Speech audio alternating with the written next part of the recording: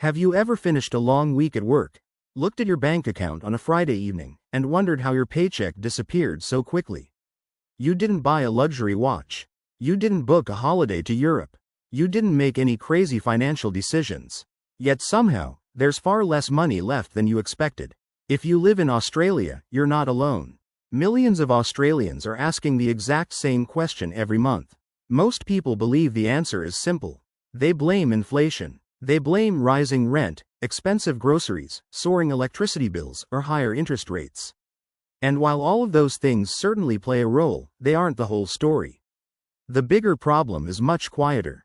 It's hidden inside everyday purchases that have become so normal that nobody questions them anymore. These are the things Australians continue paying for simply because they've always done it. But the world has changed, the economy has changed, and the value of these purchases has changed too. The truth is, some of the things that once made perfect financial sense are now quietly draining thousands of dollars from people's bank accounts every single year. And the worst part? Most people never even realize it's happening. So before you make your next purchase, let's count down 5 things that are no longer worth your money in Australia. And make sure you stay with us until the end, because the number 1 item isn't just expensive, it's a daily habit that millions of Australians repeat without ever calculating what it's really costing them. Let's begin with number 5. For decades, owning a brand new car has been seen as a symbol of success. It's the reward for years of hard work. You walk into a dealership, see the shiny paint under the showroom lights, smell that unmistakable new car scent, and imagine yourself driving away in something that nobody else has ever owned. It feels exciting, and for many people, it's a dream they've worked towards for years. But here's what dealerships don't advertise. The most expensive part of owning a new car isn't the fuel. It isn't the insurance. It isn't even the servicing. It's something that starts the very second you drive out of the dealership.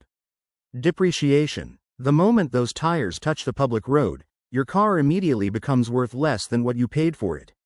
Not because anything is wrong with it. Not because you've damaged it. Simply because it's no longer brand new. Over the next few years, that value continues to fall while your repayments often stay exactly the same. Then come registration costs, insurance premiums, maintenance, replacement tires, unexpected repairs, and rising fuel prices.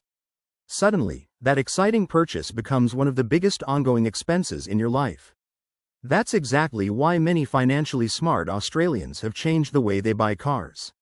Instead of paying a premium for something brand new, they're choosing quality used vehicles that are only 1 or 2 years old. In many cases, those cars still look new, include the latest safety features, and even have manufacturer warranties remaining. The difference is that someone else has already paid the biggest depreciation cost. It's a simple lesson that applies to more than just cars. Wealth isn't built by buying the newest thing. It's built by getting the best value for your money. And that brings us to number 4. Every January, Australia experiences the same tradition. Gyms fill with motivated people determined to transform their lives. New memberships explode. Fitness goals are written down. Social media fills with motivational quotes, before and after photos, and promises that this year will finally be different. For a few weeks, everything goes according to plan. Then life happens. Work becomes busier. The weather gets colder. Family commitments pile up. 1 missed workout turns into 2. 2 become 5. Before long, the gym bag is sitting untouched in the corner of the room while the monthly membership fee continues leaving your bank account like clockwork. Here's the uncomfortable truth. Many people don't waste money because gyms are bad. They waste money because they pay for access instead of paying for results. The gym only creates value when you actually use it. If you're only visiting once or twice a month, you're paying premium prices for something that's delivering almost nothing in return. That's why more Australians are finding smarter alternatives.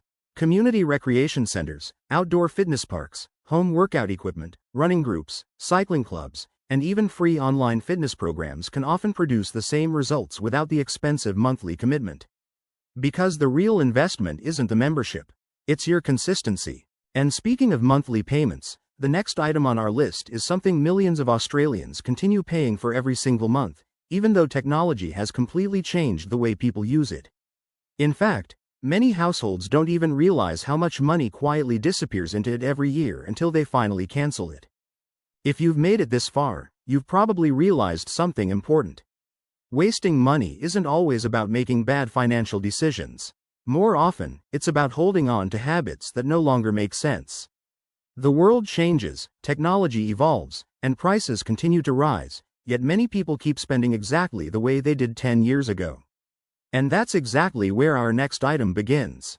For years, traditional pay TV was considered a must-have in Australian homes.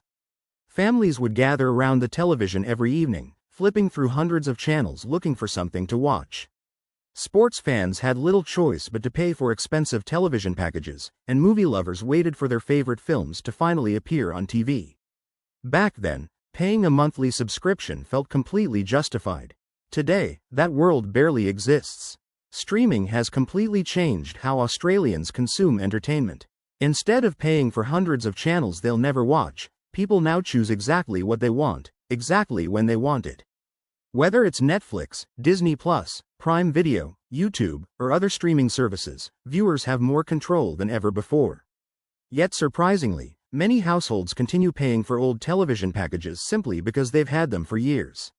Not because they still need them. It's a perfect example of how habits can quietly become unnecessary expenses. A subscription that seems harmless every month can easily add up to hundreds of dollars every year without providing real value. And subscriptions don't stop with television.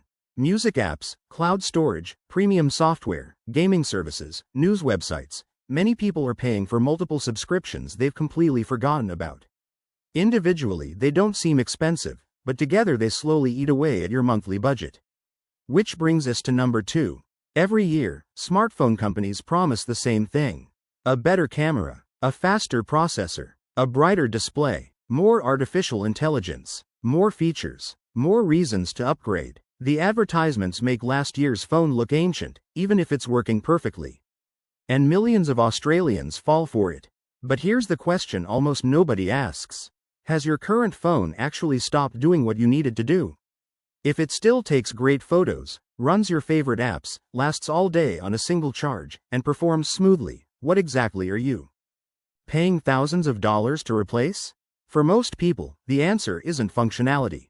It's excitement. Technology companies understand human psychology incredibly well. They know people enjoy owning the newest device. That's why every launch event feels less like a product announcement and more like a cultural event. But financially, upgrading every single year is one of the easiest ways to waste money. Many Australians are now keeping their phones for 4, 5, or even 6 years because modern smartphones have reached a point where improvements between generations are smaller than ever before. Skipping just one unnecessary upgrade could leave an extra $1,000, or more, in your bank account. Now we've reached the final item. Ironically, it's also the smallest purchase people make. At least, that's what it feels like. Buying a takeaway coffee before work doesn't seem expensive. $6, maybe $7, sometimes $8. It feels insignificant because it's only one purchase. But personal finance isn't about what happens in a single day. It's about what happens over an entire year. Buy one coffee every weekday, and suddenly you've spent well over $1,500. Add weekends, snacks, or an afternoon coffee, and that number can easily climb beyond $2,000 every year. Imagine investing that money instead. Imagine putting it toward your mortgage, your next holiday, your children's education, or simply building an emergency fund that gives you peace of mind. This isn't about giving up coffee forever. It's about understanding the hidden cost of automatic habits. The biggest financial leaks are rarely dramatic. They're quiet, they're routine, and because they become part of everyday life, most people never question them. That's the real lesson from today's video. Building wealth isn't always about earning a bigger salary. Sometimes it's simply about recognizing where your money quietly disappears and making smarter choices before those small expenses become big ones. Australia is still one of the best countries in the world to live in, but it's also one of the most expensive. That means every dollar has a job to do. The people who achieve financial freedom aren't always the highest earners. They're often the people who consistently make better decisions with the money they already have. So before your next purchase, ask yourself one simple question. Am I buying real value? Or am I just paying for a habit? That one question could save you thousands of dollars over the years. If you enjoyed this video, let us know in the comments. Which item on this list surprised you the most, and what would you add as number 6? If you found it helpful, don't forget to like the video, subscribe to the channel, and we'll see you in the next one.